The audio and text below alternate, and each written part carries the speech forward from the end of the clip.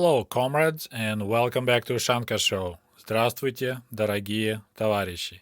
My name is Sergey, and I was born in the USSR. Just a friendly reminder that my book American Diaries is available on Amazon.com, or shoot me an email if you would like to have a signed copy. Thank you. Вы смотрите программу Ushanka Show. So we have a question from MOG404. Sergey, as always, your videos are great and very informative. Since this video is about Khrushchev, I have one question. So this question was posted under my video that I dedicated to Nikita Khrushchev. Why did Khrushchev, or we say Khrushchev, seemingly arbitrarily transfer Crimean autonomous Soviet Socialist Republic from Russian Republic to Ukrainian Republic? I can only surmise that Khrushchev was Ukrainian and he wanted to gift, in parentheses, his republic, in parentheses, with some nice real estate, Black Sea beaches and so forth. That said, what are your thoughts on Russia's reclaiming Crimea? Vladimir Putin has a point. Historically, prior 1954, Crimea never belonged to Ukraine. A commonly accepted belief is that Ukraine was going to join NATO and Russia would lose its navy based in Sevastopol. Well, first of all, I need to mention, for those who don't know yet, that I am Soviet Ukrainian. So I was born in the Soviet Ukraine. So my opinion, of course, will be somewhat biased. So, in January of 1954, Crimean Region, at that time it was no Autonomous Republic of Crimea. It became Autonomous Republic only in 1994. Before that, it was Krymskaya Oblast, so Crimean Region. So it was officially transferred from Russia to Ukraine. At that time, they were part of the Soviet Union, right? So there was from Russian Federation, it was transferred to Ukrainian Soviet Socialist Republic. And if you look at the map, you'll see that Crimea is actually its peninsula, right? It's called Crimean Peninsula, and it's attached to Ukraine. It has no border with Russia whatsoever. And Soviet government came up with two reasons why this transfer should happen. First of all was because of the economical and physical connections between Ukraine and Crimea. And second reason was to celebrate 300 years since rejoining of Ukraine with Russia. So, воссоединение Украины с Россией. So there was a big celebration in some places, and that was kind of I guess, a present from Mother Russia to Ukraine. Thank you for joining us, and here's Crimea for you. So what were they talking about? What kind of rejoining happened 300 years ago? Well, in 1654, the leader of Ukraine, well, at that time wasn't the whole country, it was a small region controlled by Zaporozh Cossacks, Hetman Bogdan Khmelnytsky. They had so-called Pereyaslav Rada, so big meeting in Pereyaslav, that's the name of town, and Bogdan Khmelnytsky asked Russia for protection from Poland. You see, through the history, Ukraine found itself in a bad spot. They had a powerful, pretty aggressive neighbors all over. Russia from the north, Poland, or at that time was called Rечь Посполита, from the left. From the south was Ottoman Empire, as well as Crimean Khanate. Those were together. So in 1654, Ukraine asked for Russian protection, asked to join Russia, and only 55 years later, in 1709, Ukrainian Cossacks under Hetman Mazepa were fighting Russians on the side of Sweden. I'm talking about famous Poltava battle, where Peter the Great won against joint army of Sweden and Ukrainian Cossacks under Mazepa. And to wrap up our historic detour, you need to know another date, that in 1791, Turkey, or at that time was Ottoman Empire, signed a peace agreement with Russia and agreed that Crimea belongs to Russia. So that's when Russia finally took over Crimean Peninsula in 1791. And now let's go back to 1954 to celebrating 300 years since rejoining Ukrainians with Russians and why Crimea was gifted to Ukrainian Republic by the Ukrainian Khrushchev. Well, first of all, Khrushchev was a communist, right? And communist, it automatically means you're internationalist. Think about Stalin. He was Georgian, but he changed his last name. He took Stalin instead of his Georgian Jugashvili. And I don't think that Stalin transferred any territories to his home republic or his home country of Georgia. Secondly, we're talking here 1954. Nikita Khrushchev came to power just a year prior. In 1953, he became first secretary of Communist Party of the Soviet Union after death of Comrade Stalin. Full unchallenged power he managed to get only 5 years later in 1958, where on the top of being a first secretary of Communist Party, he also became chairman of the Council of Ministers. Back in 1953, he still had to deal with Malenkov, with Molotov, Voroshilov, and other old-timers, let's put it that way. So there's no way Nikita Khrushchev could make Crimean decision on his own back in 1953. You also need to be aware of the fact that Khrushchev went on a secret inspection to Crimea in the fall of 1953. So a year before Crimea was transferred to Ukraine, Khrushchev actually went to Crimea with inspection, and it wasn't pretty. What I found out looking around on the internet that it actually, of course they were getting reports from the local leaders from Crimea, and of course they were rosy that everything is great, but they knew the real numbers. So Khrushchev got tired from these reports and he went there personally. That's kind of Nikita Khrushchev style. He always liked to deal person to person and see it in person instead of reading through the papers trying to figure out, separate truth from lies. His son-in-law went with him.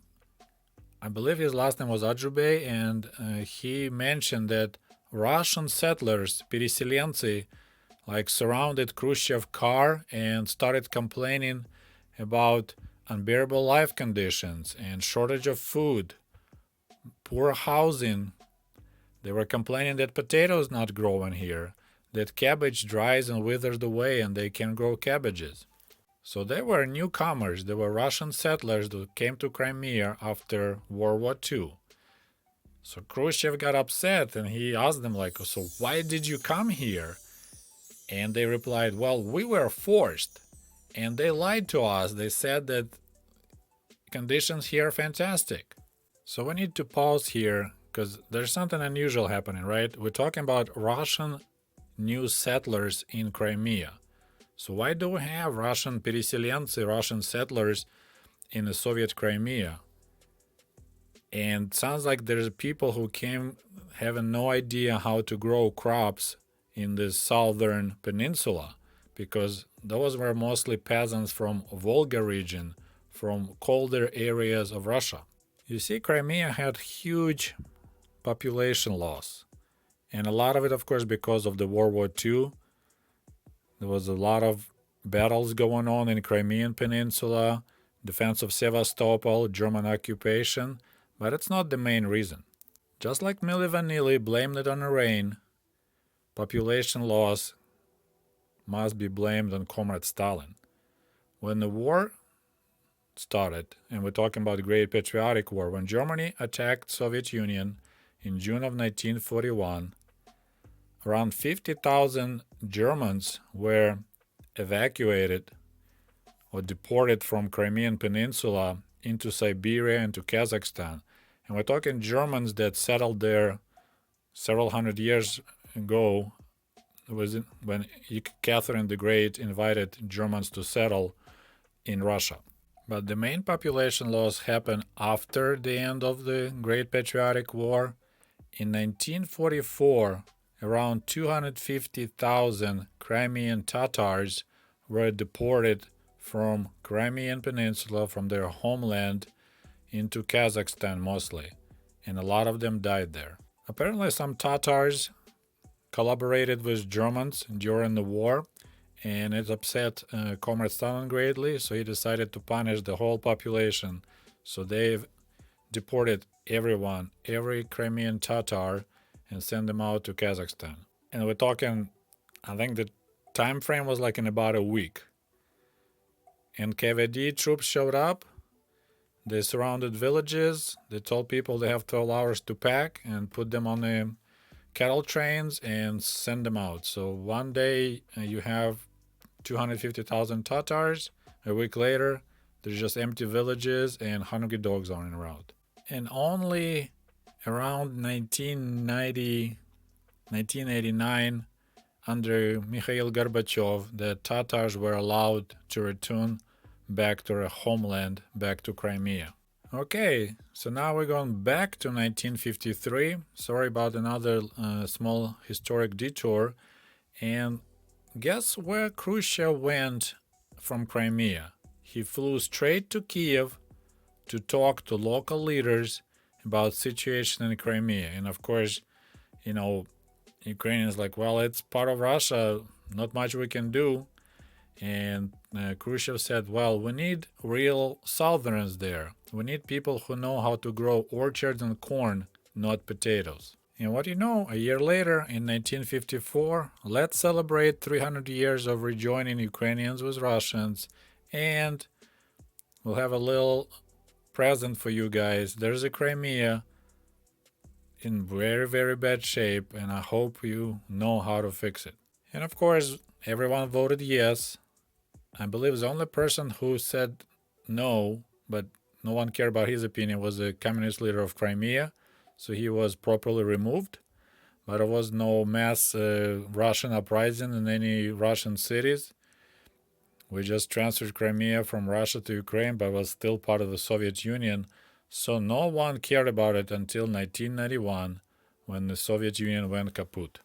And from what I read, if push come to shove, Ukraine was ready to transfer Crimea back to Russia, but push never came. Yeltsin never bothered really hard to demand transferring Crimea back. So our leader Kravchuk kept Crimea with Ukraine, and that was a ticking time bomb since then, since 1991. And look what kind of picture I found in my bottomless archives. This is a picture that shows Kravchuk running away with Crimea cheese. You know, he has this Cossack hat, and grandma crying grandma is Yeltsin. So this kind of shows that Kravchuk outsmarted Yeltsin and managed to run away with Crimea. Now it looks really funny and not funny, but at that time I was so impressed with that picture that I cut it out and kept it. And of course, the main reason Russia was so upset about Crimea is Sevastopol. It's the big military port, and it's like the Russian pride. There's a lot of history with Sevastopol, so that's the main reason, and it's always was the main Soviet Navy base. So Ukraine ended up renting Sevastopol port to Russia for all these years. But of course, the whole idea that if Ukraine would join NATO, then NATO would put their military base there. Like that base, Navy base, only makes sense for Russia somewhat, because Black Sea, if you look at the map, it's like pretty much like a big lake, and it's locked in Turkey.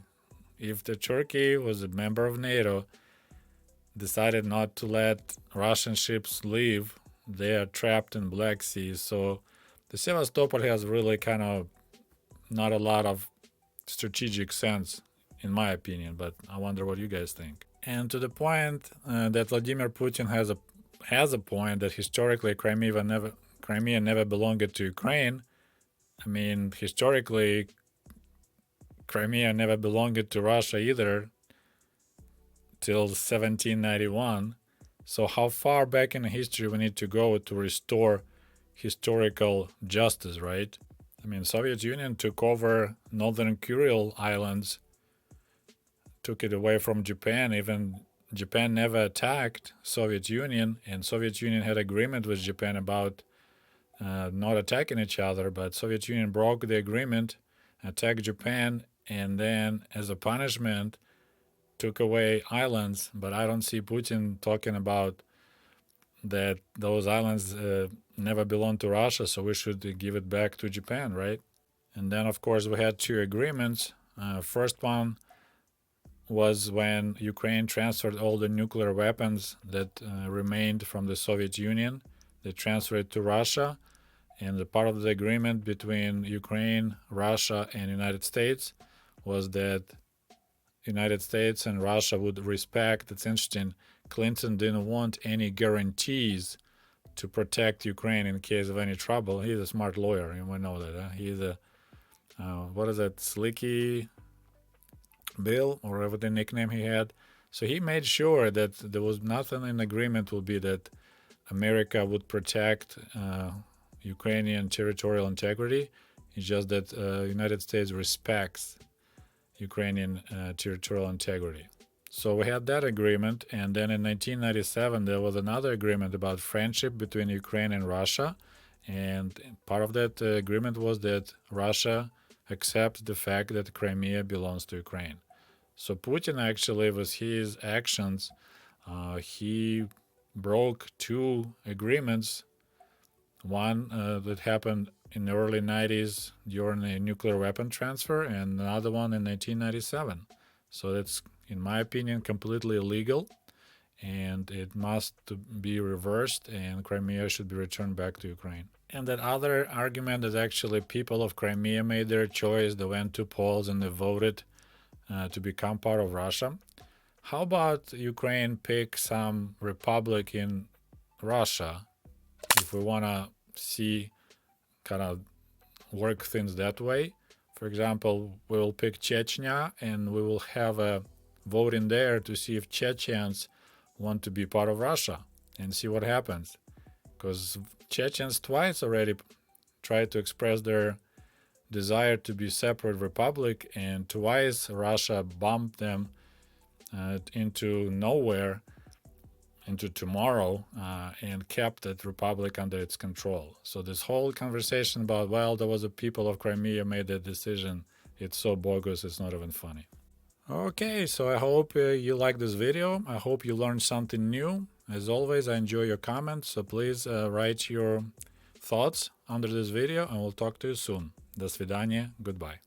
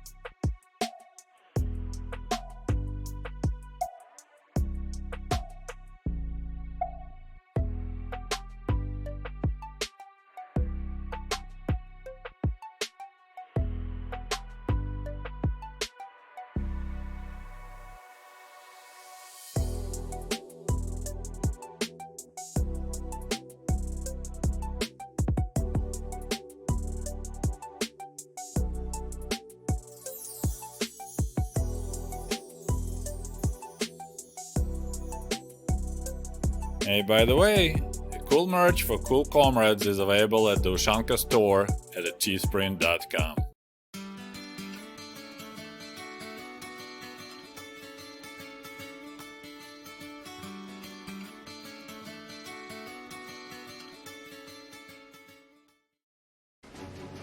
And if you love my channel and would like to show your support, please click on the link below this video and become the patron of the Ushanka Show. For as little as $1, you can help us grow and create the new, interesting videos about the life in Soviet Union.